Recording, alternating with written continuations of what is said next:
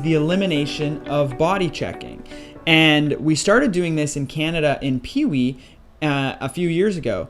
And it all started from a study where they looked at Pee Wee hockey players, and in certain leagues where they removed body checking versus leagues that they didn't, there was a significant reduction in concussion injuries when they took body checking out.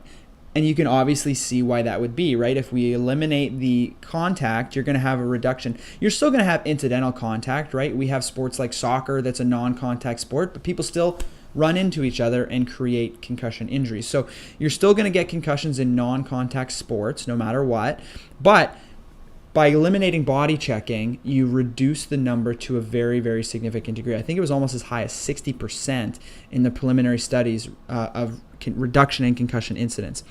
And just this week, a new study came out where they looked at reducing or eliminating body checking in bantam hockey players.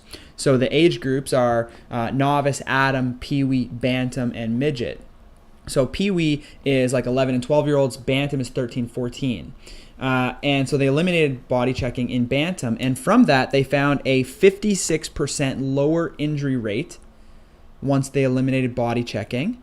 They found a lower rate of concussions. However, they found that it wasn't statistically significant. But my bet is that if they had a larger sample size and if they were to reproduce this study, that you would see a tremendous reduction in concussion risk as well. So it seems like the most promising way to reduce concussion risk is to eliminate body contact in amateur hockey. That's just the way it is. All right, so those are primary prevention strategies. How do we prevent the concussion from actually taking place? So far, it seems like elimination of body checking is really the only way to do it. Or just avoiding the sport altogether, but I wouldn't recommend that either. I grew up playing hockey and I love it.